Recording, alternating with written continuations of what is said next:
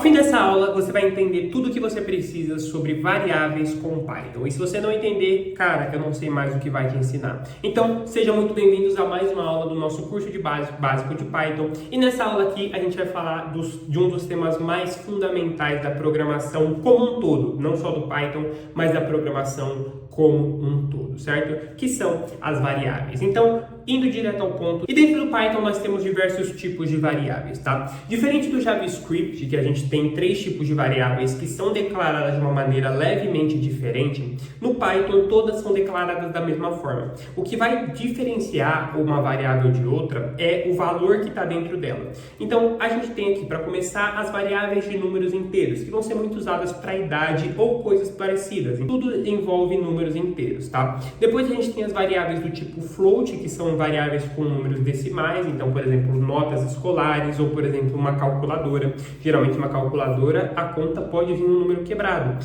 então você vai utilizar números floats. Depois a gente tem as variáveis do tipo string, que basicamente são textos, então aqui eu tenho um exemplo de nome, mas, cara, qualquer coisa que envolva um texto é uma variável string. Depois a gente tem as variáveis de tipo boolean, que se trata basicamente de verdadeiro ou falso, então a gente vai ter alguns exemplos práticos daqui a pouco.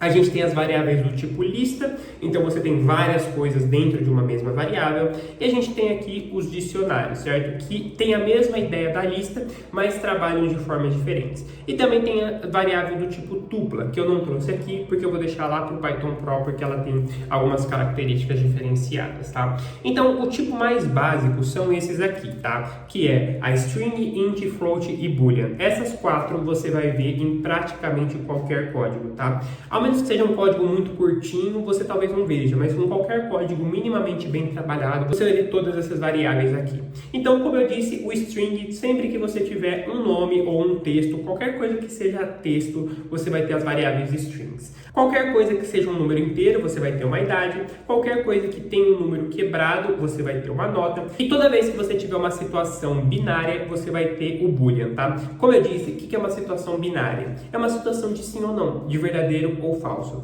Nesse caso aqui da aprovação, eu poderia colocar uma variável de string, por exemplo. Então, eu substituo esse true aqui por um sim.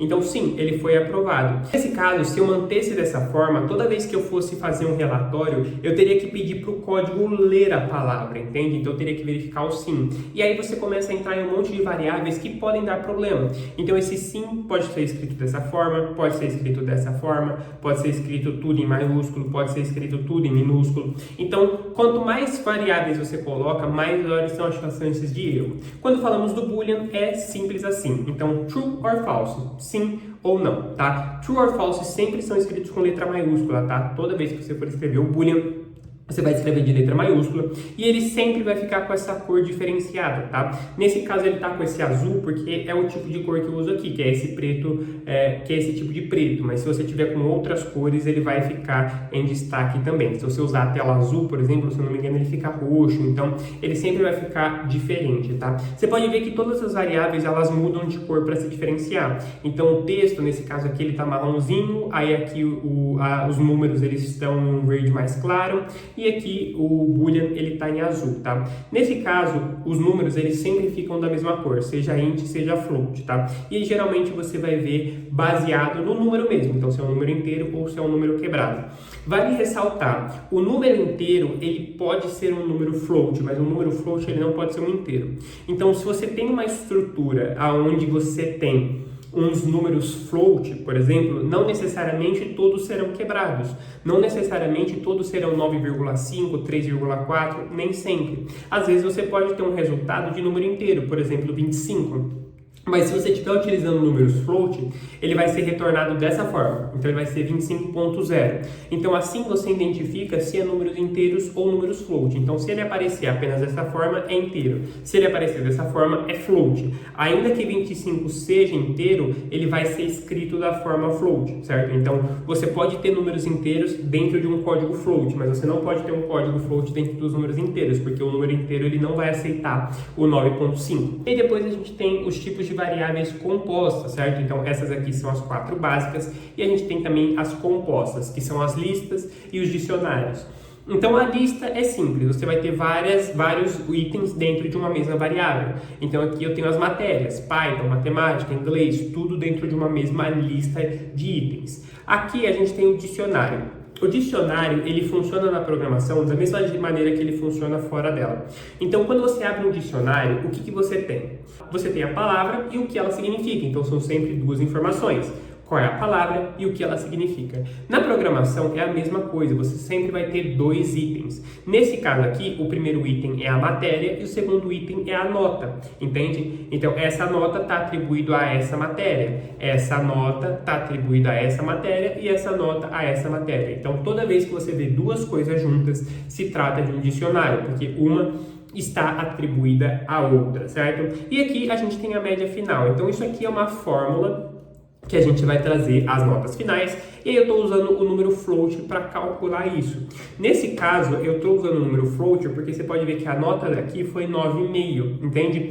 E todas as outras estão inteiras. Então, se você utilizasse, por exemplo, uma nota 9 aqui, você não precisaria usar um número float, você poderia usar um número inteiro que daria certo. Mas nesse caso, como está 9,5, a gente vai acabar trazendo o número float, mas não necessariamente só por causa disso. Quando nós falamos de matemática, nós falamos de números quebrados. Então, se você quiser fazer, por exemplo, 15 dividido por 2, 15 é um número inteiro, 2 é um número inteiro, mas o resultado deles vai ser 7,5. Então, você tem uma operação com dois números inteiros que vai gerar um número float.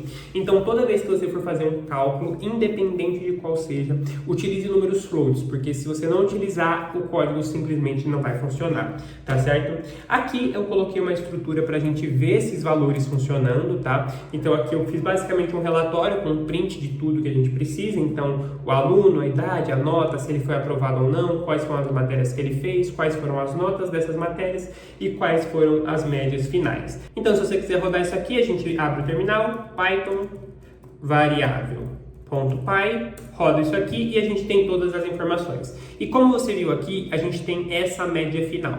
E quando a gente fala de matemática, gente, isso aqui é relativamente comum, tá? Que são as dízimas periódicas. Nesse caso aqui, deu uma dízima por causa da conta. Nem sempre a gente consegue prever. Então, quando você não consegue prever, você vai fazer o seguinte macete. Você vai vir aqui na parte do resultado e depois da média final, você vai fazer isso aqui, ó.